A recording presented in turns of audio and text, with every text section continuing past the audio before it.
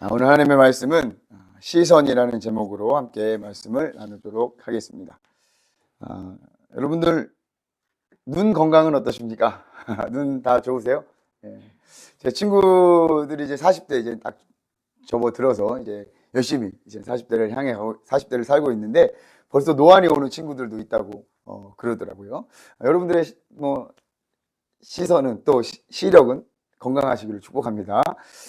요즘 여러분들이 가장 많이 보시는 게 뭐세요? 가장 많이 보는 거. 유튜브도 볼 테고, 또 TV 드라마도 볼 테고, 또 자연도 볼 테고, 또 책도 볼 테고. 여러분들이 가장 많이 보시는 게 뭡니까? 거울을 많이 보시나요? 네. 꽃을 많이 보십니까? 이제 꽃이 막 피고 있습니다. 산수유도 피고, 또 매화도 피고, 좀 있으면 벚꽃도 많이 피겠죠. 여러분들의 얼굴엔 또 웃음꽃이 막 피기를 축복합니다. 제가 왜 오늘 이 보는 얘기를 하느냐? 하나님께서 보고 계시기 때문입니다. 여호와의 시선은 세상을 향해 있습니다. 오늘 본문 5절에도 이렇게 시작합니다. 여호와께서 사람의 죄악이 세상에 가득함과 그의 마음으로 생각하는 모든 계획이 항상 악할 뿐임을 보시고 하나님께서는 사람의 죄악이 세상에 가득함을 보셨습니다. 하나님은 그럴 수밖에 없을 것 같아요. 왜냐하면 내가 창조한 이 피조물들을 너무 아름답게 보고 있었는데 보다 보니까 세상이 사람의 죄악으로 가득 참을 보게 되었습니다. 그뿐만이 아닙니다. 사람들의 생각하는 모든 계획이 악하다는 것까지 보셨습니다.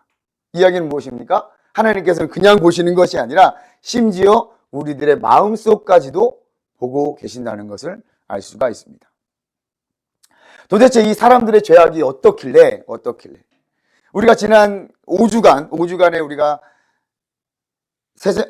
영적 성장의 첫걸음이라는 책을 하기 전에 바로 전에 우리가 나눴던 말씀을 기억하십니까? 창세기 3장의 죄악들에 대한 이야기입니다.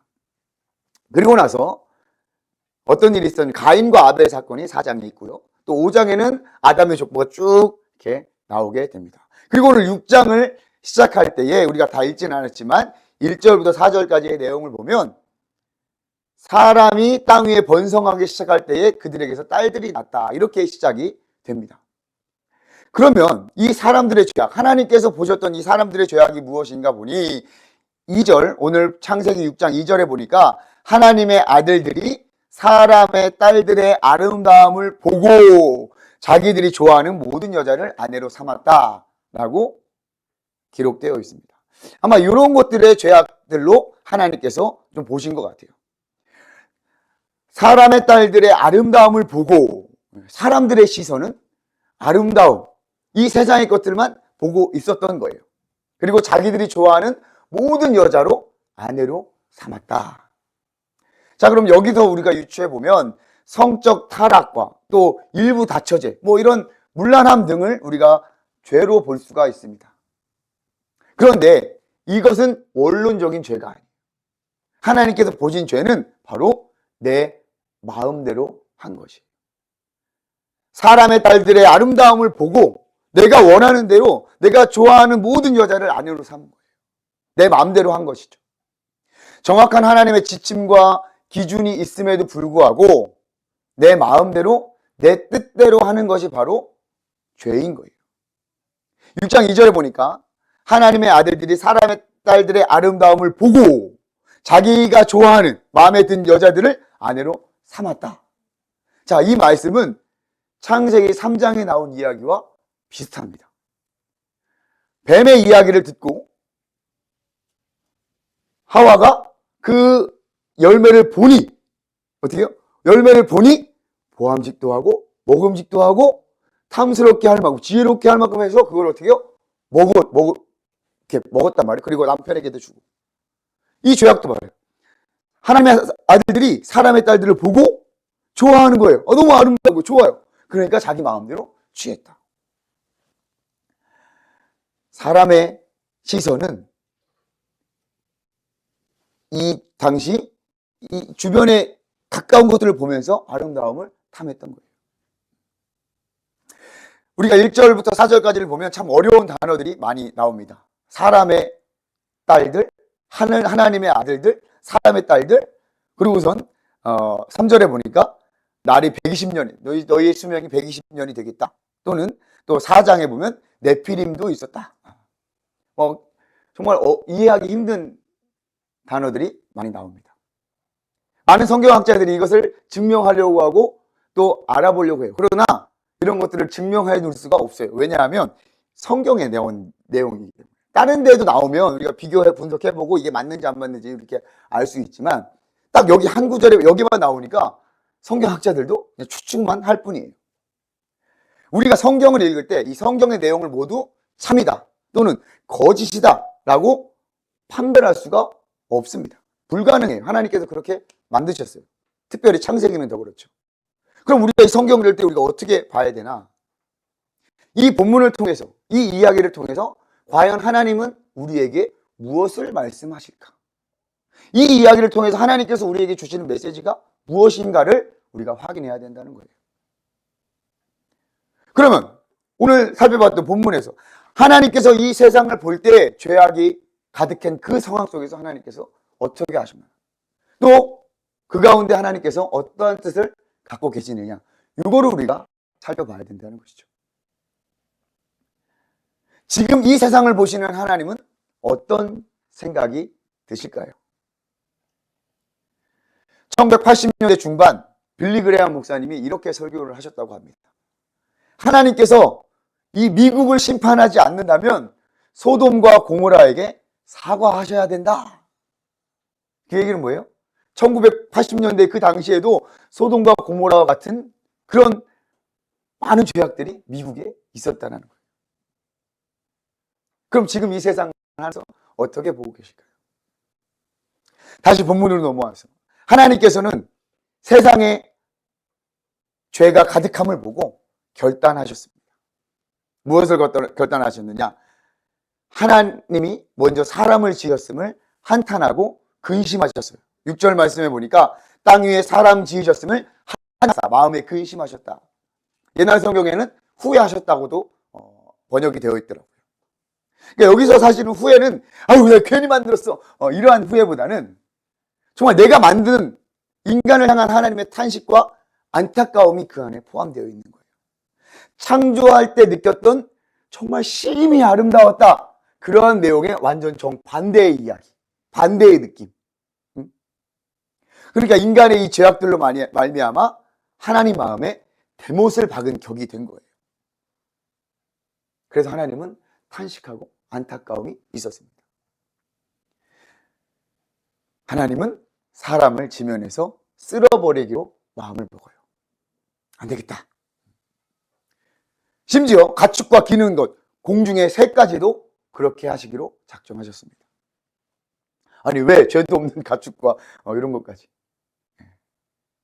이것은 자연을 다스리라는 여호와의 명령을 따르지 못한 인간들 때문이 그래요. 하나님의 방법들을 보면 여러 성경을 다른 성경을 보면 다른 성경도 쭉 보면 하나님의 방법은 이 지도자의 잘못 때문에 그 지휘 아래에 있는 모든 피조물들과 모든 죄 없는 사람들까지도 다 치실 때가 많이 있더라고요. 그러니까 이 지도자가 굉장히 중요한 거예요. 그래서 여러분이 인도자를 위해서 기도하고 또 우리가 이 나라를 위해서 또한 기도해야 될 줄 믿습니다. 그래서 여호와 하나님께서 심판을 하시기로 작정을 하셔서 심판을 하셨어요. 그런데 노아를 하나님께서 보셨던 거예요. 우리 8절 말씀. 그러나 노아는 여호와께 은혜를 입었더라. 여기 영어 성경에 보니까 여기 한번 띄워줘 보세요. 언제 선생님? 네. 8절 말씀을 영어로 보니까 제가 좀 깜짝 놀랐습니다.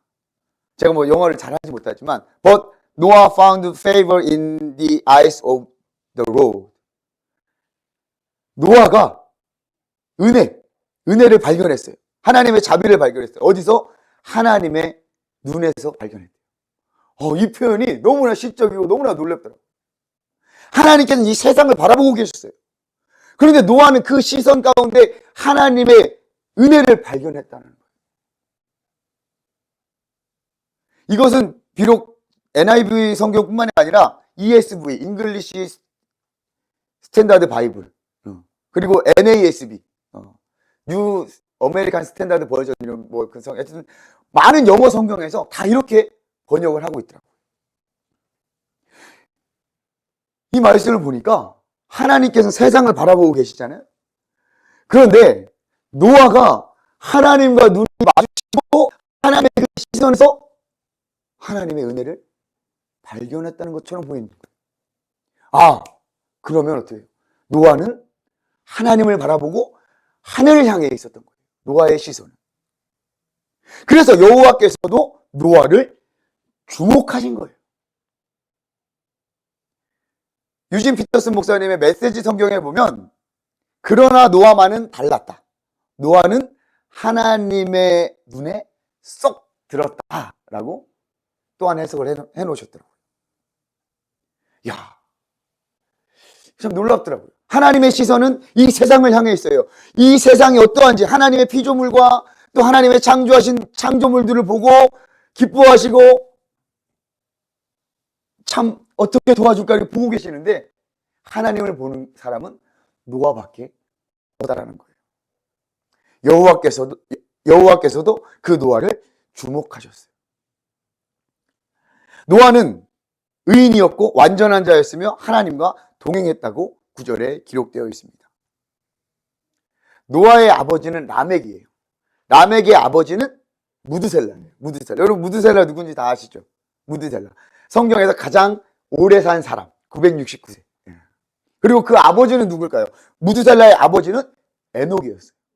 그러니까 노아는 할아버지가 무드셀라고 증조 할아버지가 에녹이었단 말이에요. 에녹은 여러분들 잘 아시다시피 어떻게 했어요? 하나님과 동행함으로 죽음을 보지 않고 하늘로 올라갔단 말이에요. 그럼 무드셀라가 그 모습을 보고 아버지 얘기를 했을까요? 안 했을까요? 많이 했겠죠. 그랬을 것 같아요. 무드셀라가 손자 노아를 두고, 야, 노아야, 네 증조 할아버지가 하나님과 동행하면서 하나 올라갔어. 그런데 더 놀라운 것은요, 여러분, 무드셀라라는 이 이름의 뜻을 여러분 한번 들어보셨는지 모르겠지만, 무드셀라라는 이름의 뜻은 창을 던지는 자라고 그래요. 그런데 그 뜻 안에는 이 무드셀라가 죽으면 심판을 보낸다라는 뜻도 포함되어 있다고 그래요. 그 이야기는 뭐냐? 무드셀라가 죽으면 이 세상에 심판이 오게 된다는 거예요. 근데 놀랍게도 그때가 바로 언제냐? 바로 노아의 홍수 때와 맞아떨어지는 거예요. 그러니까 무드셀라는 이름의 뜻 자체에서 내가 죽으면 하나님의 심판이 올 것이다라는 것을 알았어요. 그러니까 아들과 또 그의 손자였던 노아에게 하나님에 대해서 이야기하지 않았겠습니까? 노아는 여호와를 바라보았고 하늘을 향해 있었던 사람이었어요. 하나님과 눈이 마주친 거예요. 노아는 여호와의 말씀에 근거하여서 순종을 했습니다. 그럼 하나님께서 노아에게 하신 말씀이 뭐냐? 창세기 6장 13절과 14절 말씀을 우리 같이 한번 읽어보도록 하겠습니다. 시작. 하나님이 노아에게 이르되 모든 혈육이 있는 자의 포악함이 땅에 가득함으로 그 끝날이 내 앞에 이르렀으니 내가 그들을 땅과 함께 멸하리라. 너는 고페르 나무로 너를 위하여 방주를 만들되 그 안에 칸들을 막고 역청을 그 안팎에 칠하라. 아멘. 하나님께서 노아에게 이 심판에 대한 이야기, 또 어떻게 너희는 살아남을지에 대해서 이야기를 했습니다. 22절 볼까요? 22절에 보니까 시작. 노아가 그와 같이 하여 하나님이 자기에게 명하신 대로 다 준행하였다. 아멘. 이게 약 100년 정도 걸렸습니다. 많은 핍박도 있었을 거고, 도대체 뭐 하는 거냐? 지금 무슨 비냐? 그리고 산에다 방주를 지으니까 얼마나 조롱을 당했겠습니까? 그럼에도 불구하고 노아는 하나님의 말씀에 힘입어 하나님의 말씀을 근거하여 순종했고 그대로 다 준행을 했어요. 하나님의 은혜를 입었기 때문도 있겠지만 하나님과 계속 시선을 맞추면서 눈을 마주치면서 하나님의 뜻을 노아는 알았던 것이죠. 그 결과는 어떻습니까? 그 결과. 여러분들 잘 아시는 그 결과.